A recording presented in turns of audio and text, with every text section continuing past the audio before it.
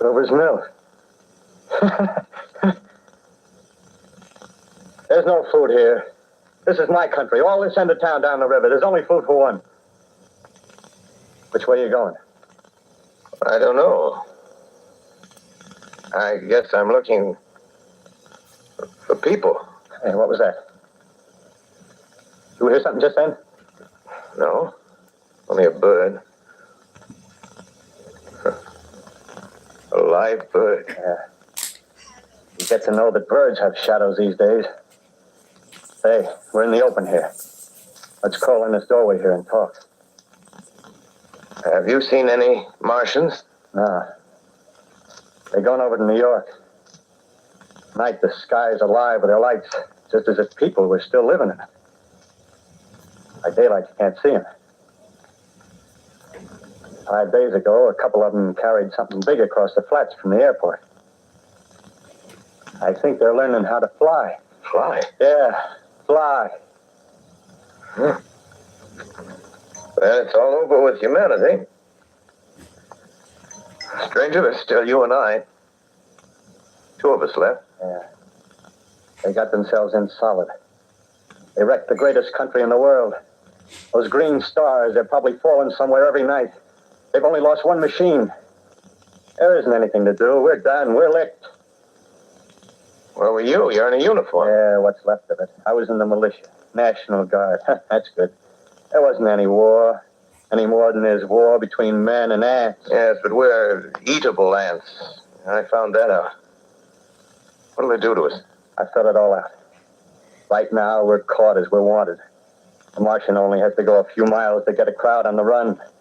But they won't keep on doing that. They'll begin catching us systematic, like keeping the best and storing us in cages and things. They haven't begun on us yet. Not begun? Not begun. All that's happened so far is because we don't have sense enough to keep quiet. Bothering them with guns and such stuff and losing our heads and rushing off in crowds. Now, instead of our rushing around blind, we got to fix ourselves up according to the way things are now. Cities, nations, civilization, progress. Yes, but if that's so, what is there to live for? Well, there won't be any more concerts for 1,000,000 years or so, and no nice little dinners at restaurants. If it's amusement you're after, I guess the game's up. What is there left? Life, that's what. I want to live. Yeah, and so do you. We're not going to be exterminated. And I don't mean to be caught either. Tamed and fattened and bred like an ox. What are you going to do? I'm going on. Right under their feet. I got a plan. We men, as men, we're finished. We don't know enough. We got to learn plenty before we get a chance. We've got to live and keep free while we learn, see? I've thought it all out, see? Well, tell me the rest. Well, it isn't all of us that are made for wild beasts. That's what it got to. That's what it got to be. That's why I watched you. All those little office workers that used to live in these houses. They be no good. They haven't any stuff in them. They used to run off to work. I've seen hundreds of them running to catch their commuter's train in the morning, afraid they'd get canned if they didn't. Running back at night, afraid there wouldn't be any time for dinner. Lives insured and a little invested in case of accident. Yeah, and on Sundays, worried about the hereafter. The Martians, they'll be a godsend for those guys. Nice roomy cages, good food, careful breeding, no worries. Yeah, after a week or so of chasing around the fields on empty stomachs, they'll come and be glad to be caught. You've thought it all out, haven't you? Sure, you bet I have. That isn't all. These Martians are going to make pets of them. Train them to do tricks. Who knows, get sentimental over the pet boy who grew up and had to be killed. Yeah, and some maybe, they'll train to hunt us. Possible. Yes, they will. There's men who do it gladly. One of them ever comes after me, by... In the meantime, you and I and others like us, where are we to live when the Martians own the Earth? I got it all figured out. We'll live underground. I've been thinking about the sewers. Under New York, there are miles and miles of them. The main ones are big enough for anybody. And there's cellars, vaults, underground storerooms, railway tunnels, subways. You begin to see, huh? We'll get a bunch of strong men together. No weakness. That rubbish, Out. As you meant me to go. All right. Give you a chance, didn't I? Won't quarrel about that. Go on. Well, you got to make safe places for us to stay in, see? Get all the books we can. Science books. That's where men like you come in, see? We raid the museums. We'll even spy on the Martians. May not be so much we have to learn before... Just imagine this. 4 or 5 of their own fighting machines suddenly start off. Heat rays right and left. Not a Martian in them. Not a Martian in them, see? But men. Men who've learned the way how. May even in our time. Gee. Imagine having one of them lovely things with a heat ray wide and free. We turn it on Martians. We turn it on men.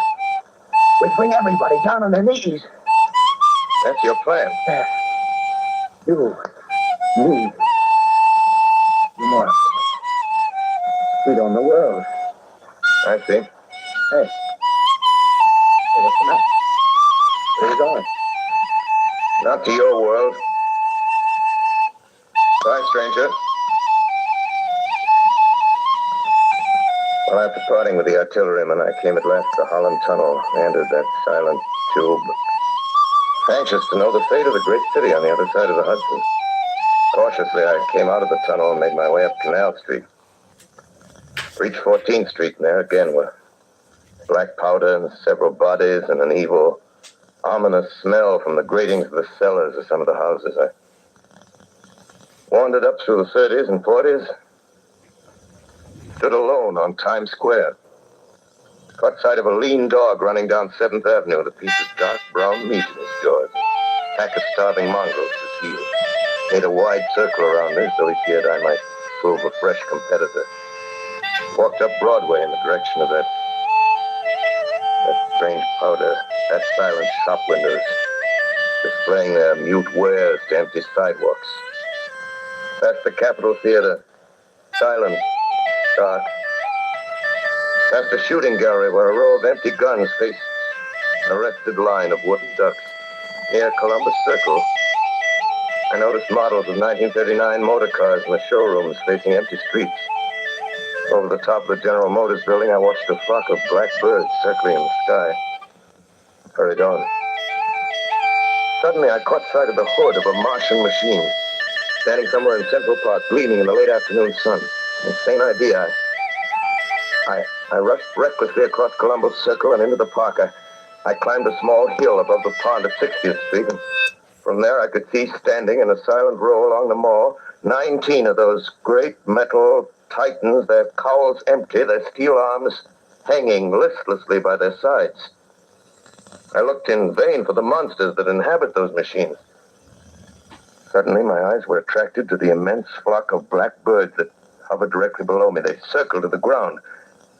And there before my eyes, stark and silent, lay the Martians with the hungry birds pecking and tearing brown shreds of flesh from their dead bodies. Later, when their bodies were examined in laboratories, it was found that they were killed by the putrefactive and diseased bacteria against which their systems were unprepared. Slain, after all, man's defenses had failed. By the humblest thing that God, His wisdom, has put upon this earth. Before the cylinder fell, there was a general persuasion that through all the deep of space, no life existed beyond the petty surface of our minute sphere. Now we see further. Dim and wonderful is the vision I've conjured up in my mind of life spreading slowly from this little seedbed of the solar system throughout the inanimate vastnesses of sidereal space. But a remote dream, maybe. Maybe that the destruction of the Martians is only a reprieve to them and not to us. The future ordained for us. Strange it now seems to sit in my peaceful study, Princeton, writing down this last chapter of the record, begun at a deserted farm in Grover's Mill. Strange to watch children playing in the streets. strange to see young people strolling on the green where the new spring grass heals the last black scars of a bruiser. Strange to watch the sightseers enter the museum where the disassembled parts of a Martian machine are kept on public view. Strange when I recall the time when I first saw it. Bright and clean cut, hard and silent under the dawn of that last great day.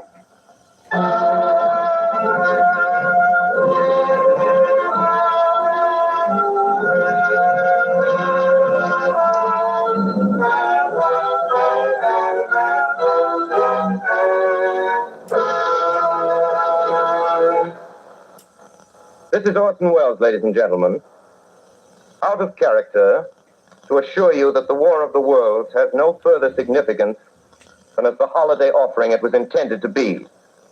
The Mercury Theater's own radio version of dressing up in a sheet and jumping out of a bush and saying boo. Starting now, we couldn't soap all your windows and steal all your garden gates by tomorrow night, so we did the best next thing. We annihilated the world before your very ears and utterly destroyed the CBS. You will be relieved, I hope, to learn that we didn't mean it, and that both institutions are still open for business. So goodbye, everybody, and remember, please, for the next day or so, the terrible lesson you learned tonight. That grinning, glowing, globular invader of your living room is an inhabitant of the pumpkin patch, and if your doorbell rings and nobody's there, that was no Martian, it's Halloween.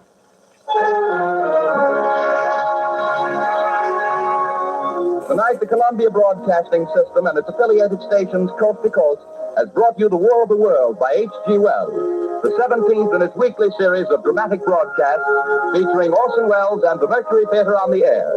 Next week, we present a dramatization of 3 famous short stories. This is the Columbia Broadcasting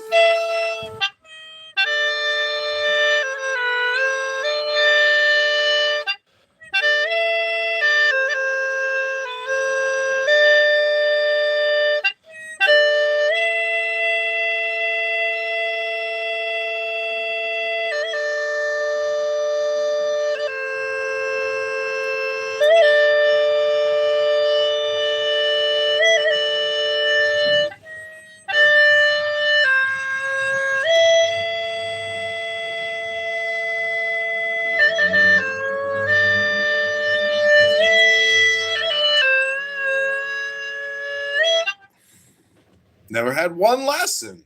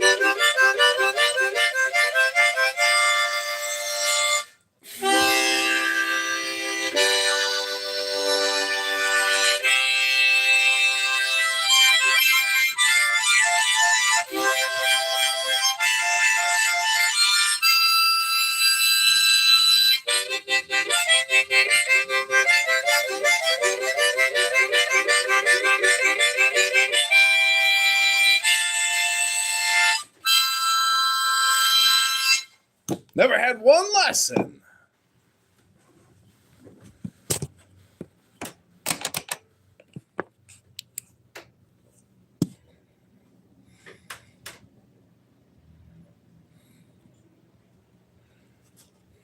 Only if Iran continues to fight. That would basically have the inverse effect of a peace subsidy, shrinking the bargaining range, and under most circumstances, failing to smooth over the bargaining frictions.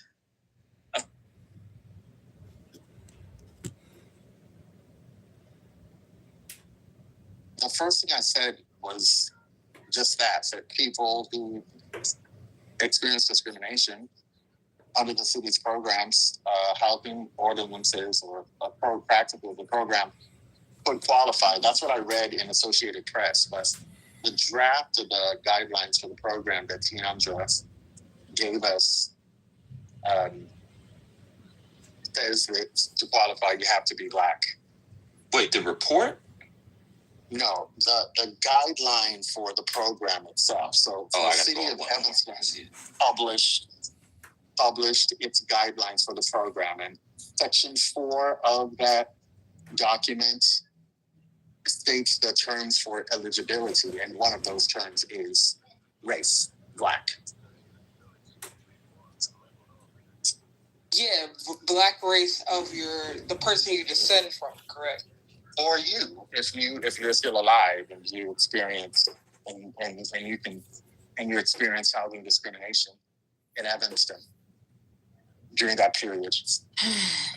Well, if you're a quadroon who identifies as white, but whose great-granddaddy was denied something in 1928 because he was a Negro, you actually would be eligible. Yeah, and the person who was the quadroon eligibility, they're claiming discrimination to an ancestor that was not Black in Evanston. Nor was the person they descend from who lived in Evanston. So what if it was done on purpose? Well, what kind of discrimination were they claiming? Jewish? I don't know. It wasn't in the report. It just said that they claimed that the reason they didn't qualify is because of race. They were excluded on the basis. Yeah, I think that the way to write the policies going forward is to do all the stuff that people do, and then not have any language like that. And the way it'll wash out is it'll be 99.9% of Blacks, and the occasional Jew or Latino or Irishman or something. That's what I assumed. Get the money. That's what I assumed the program said. That's what I thought it was going to say. I was shocked to see race explicitly included in that. Yeah, it's very explicit. For all the people, for all the reparationists who have made the argument that we should listen to or hear from the Republicans around creating policies, or for all those who have sort of at times asked the question, well, what about policies explicitly for the Black man? Well, here you have one instance that answers both questions. We see what the Republican administration thinks about policies around reparations. And we see Now they are best friends. Because I'm not sure, I don't want to assume, Evanston City Council. I have to see how many Republicans are on the Evanston City Council. Zero. Wrong. Zero Republicans.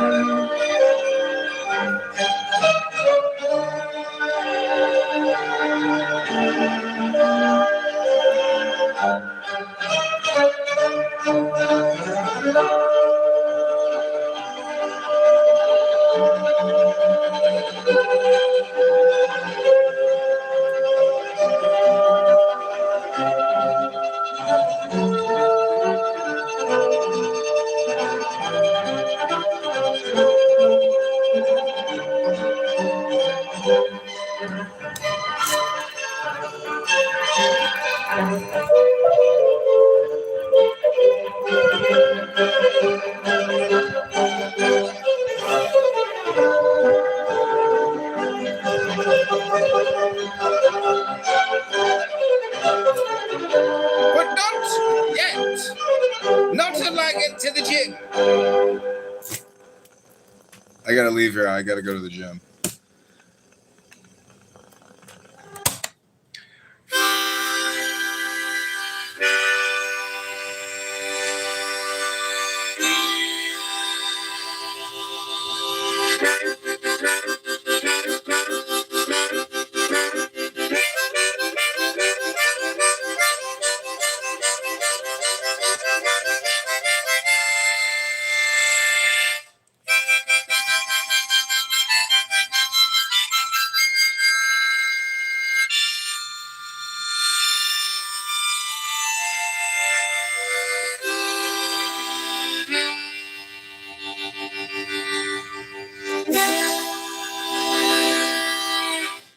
Never had one lesson.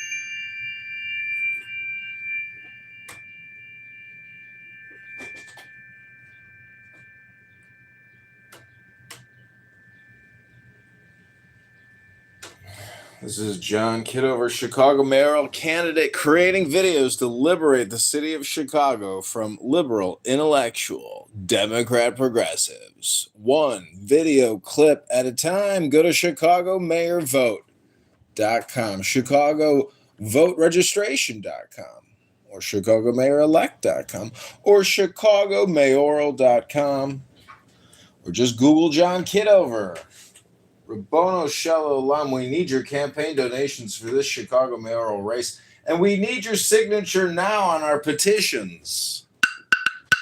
Today's the official campaign launch party for John Kitover, Chicago mayoral candidate 2027. Like, share, and subscribe to this video.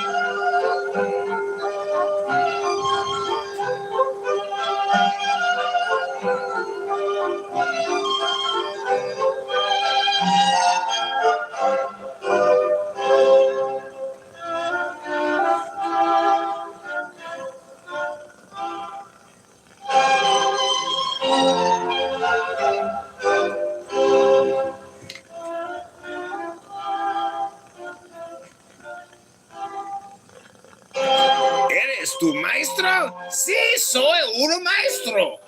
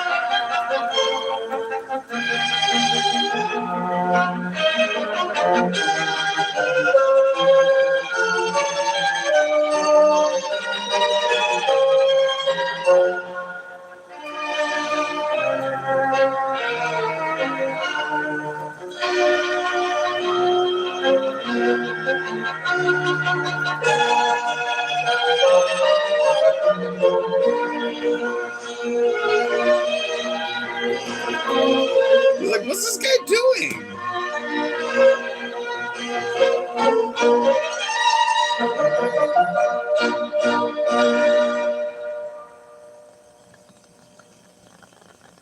If you haven't figured out what I'm doing, I'm creating clips here for YouTube, exclusive.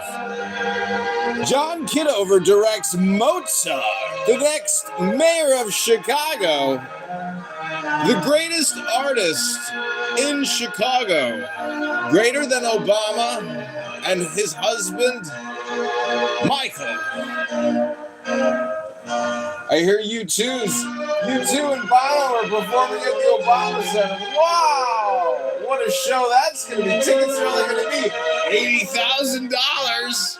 You get an Obama ticket with Bono and U2. That's a big ticket in Chicago.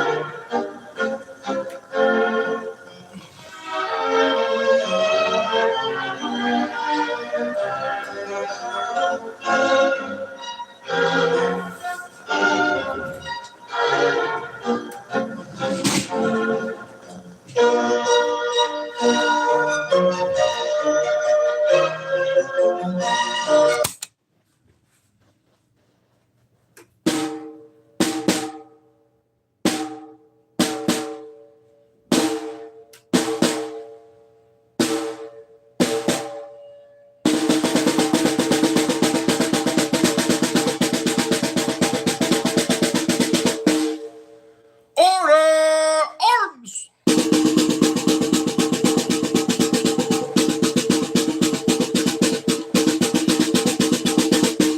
Pour arms!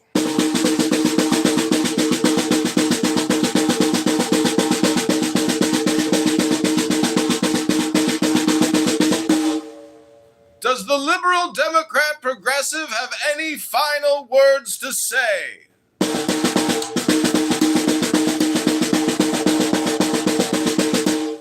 Hello?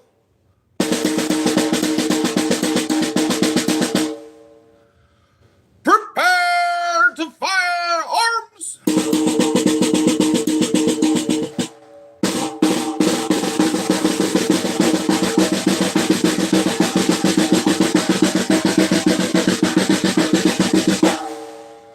Fire!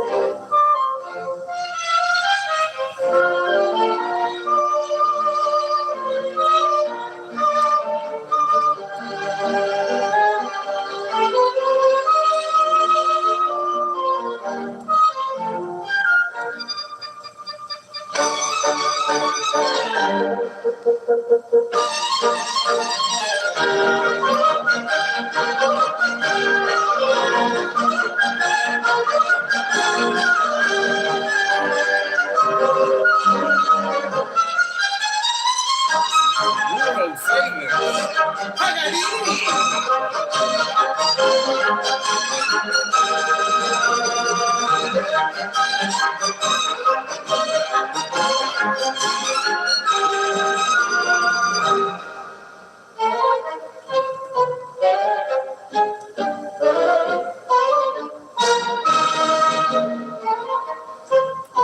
You are listening to the world famous Paganini.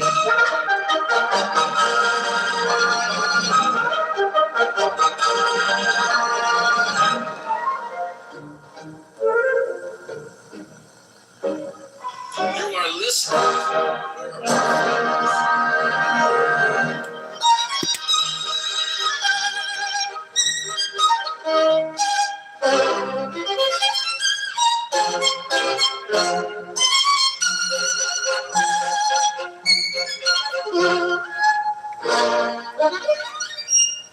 You are listening to the world famous Paganini.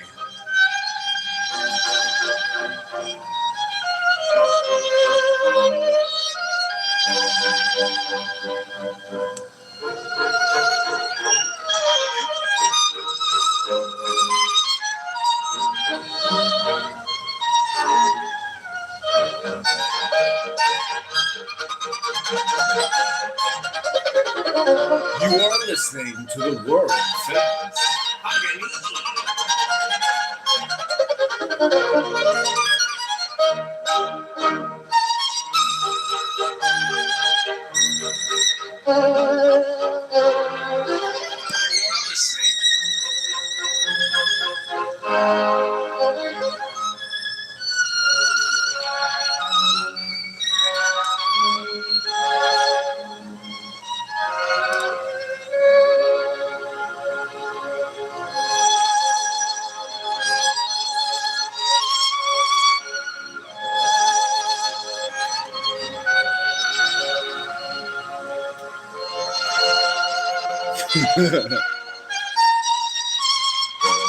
It's true, they're building all these AI data centers for people like me.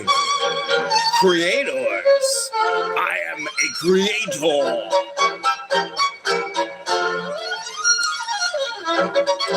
You are listening to the world famous Paganini.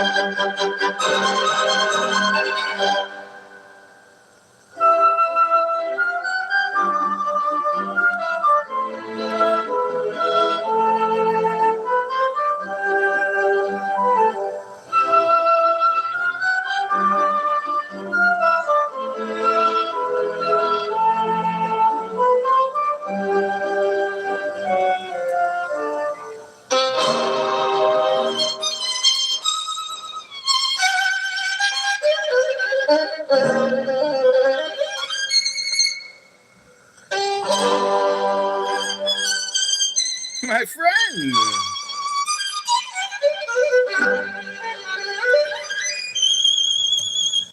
Welcome, my friend. What's up? It's been a while. How are you? Rabono Shalom. I'm listening to Paganini. Oh, that was nice. Very, very good music. Sometimes, John, I'll be honest, I love talking with you. But sometimes when I talk with you, I'm afraid that you're disappointed in me because I'm still wasting my life. But then I remember, you're wasting your life.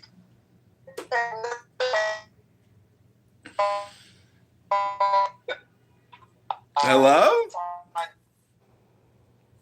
You're in the Matrix, my friend. I heard something about that you're a waste of life and that you're disappointed in yourself.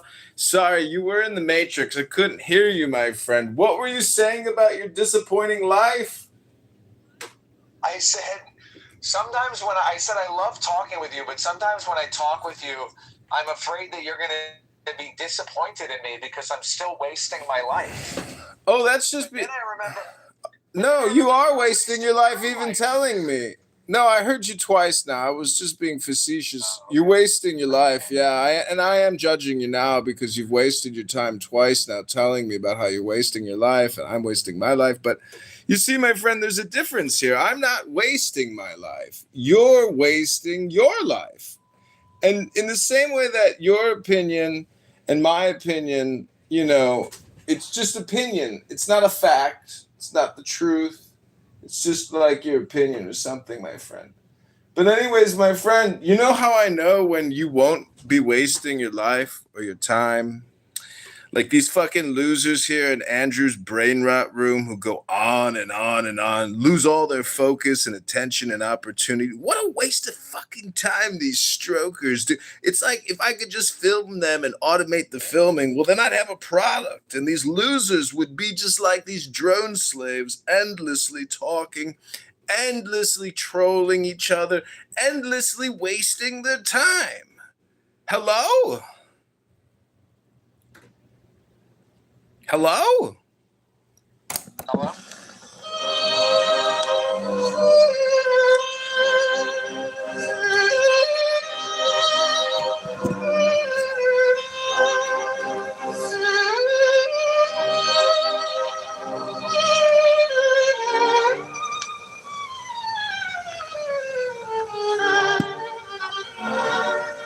Hello?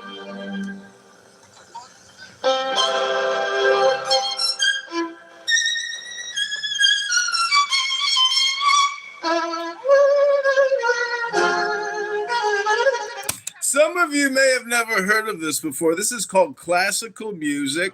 It's Paganini. It's better than listening to you all run your fucking mouths all day. Take a zipper and just put it over that fucking mouth.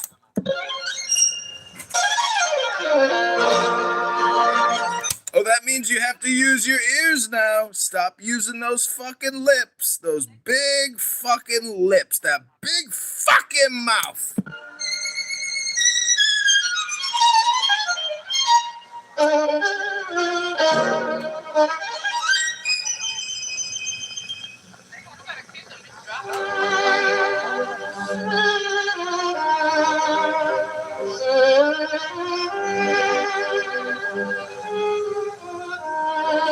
Why did she kick?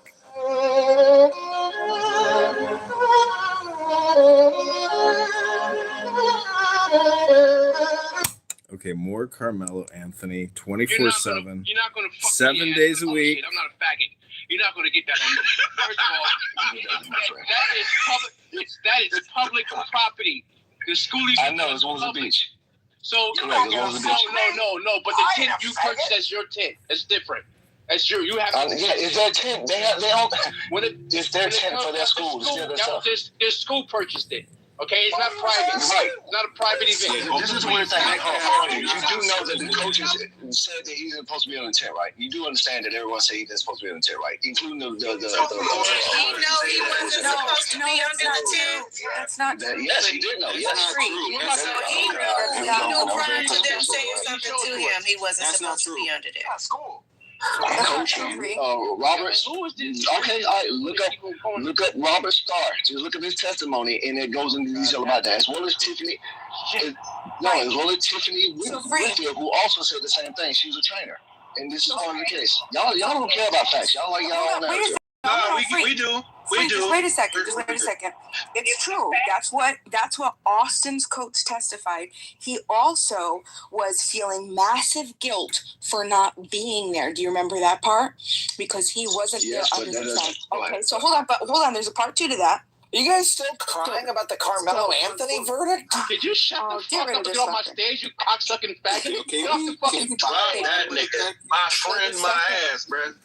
So the second part was, there is obvious, would you agree that there's an incentive for him to say that kids don't go under each other's tents? Yes or no? Just that it's an incentive, not that it's true or false, just that he has an incentive. No, I don't see any sense in saying such a thing. You're a dishonest dude. All right, I'm just gonna keep going though. You are a dishonest interlocutor. You don't have to agree. You don't have to agree. But I think the honest interlocutors here that aren't saying it, I think the honest interlocutors here, okay, would say that even if it's a slight possibility, there's a large incentive for that coach to testify on that thing because they don't go under till said because what did Coach Lou testify? He said the complete opposite. To organize chaos, he says it's common for kids to come under tents. He also said, or there was another witness that said, yeah, I've even been under a memorial tent before. We've gone under the tents before. But now, you could also agree that does he have an incentive because he's Carmelo's coach? Yeah, sure, of course.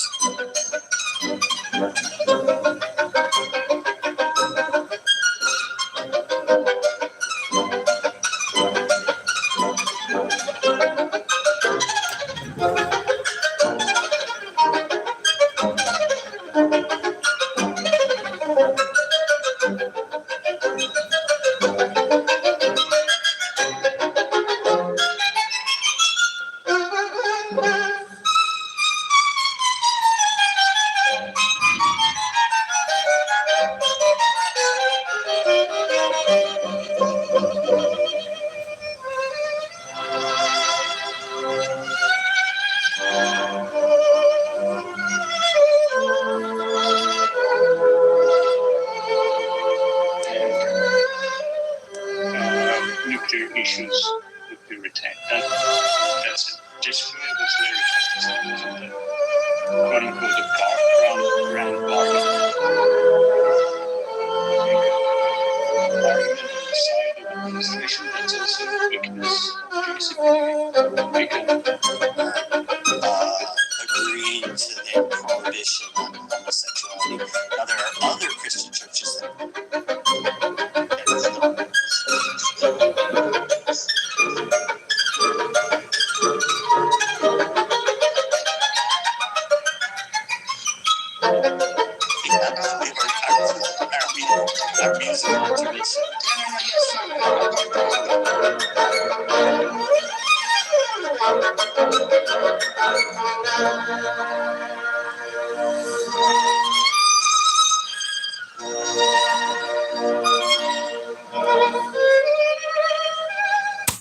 My friend. Hello? Hello?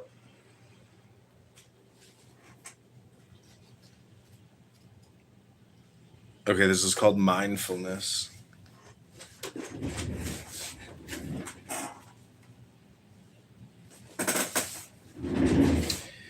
Mindfulness is the path to immortality.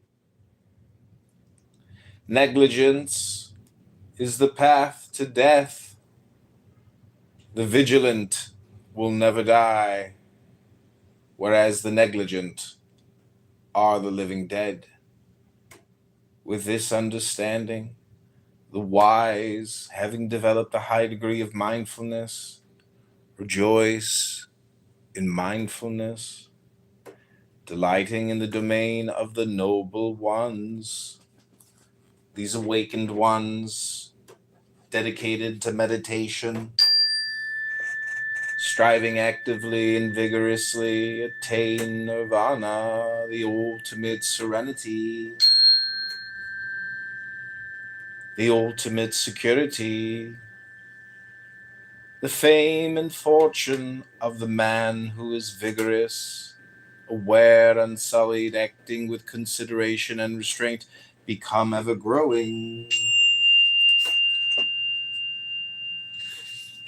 The wise man by vigor, mindfulness, restraint, and self-control creates for himself an island which no flood can submerge.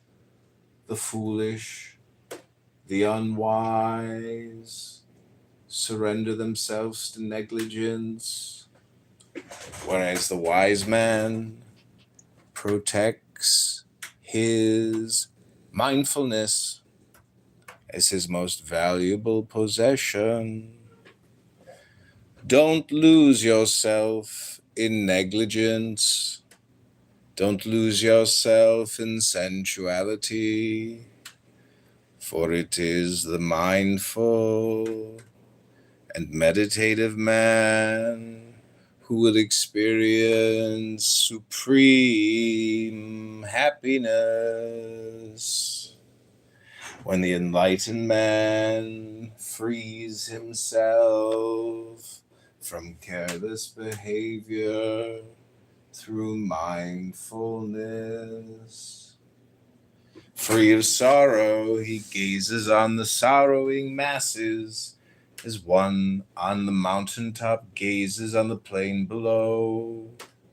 The mindful person among the mindless, the aware person among the unaware, surpasses the rest with his wisdom, like a superb racehorse, outstripping an old worn-out horse.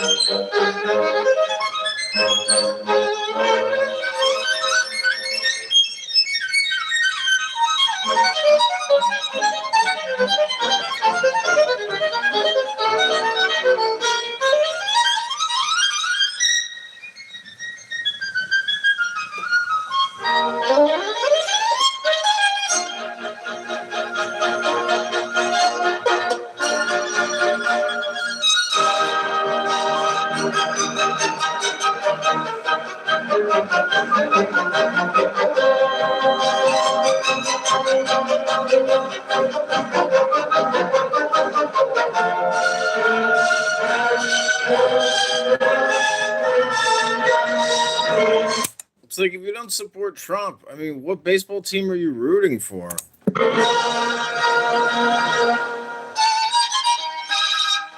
You ain't rooting for America. Let's get her done.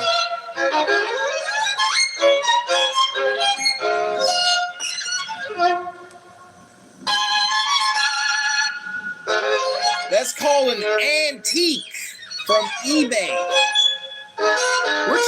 Where'd you get your Masonic apron, John? eBay.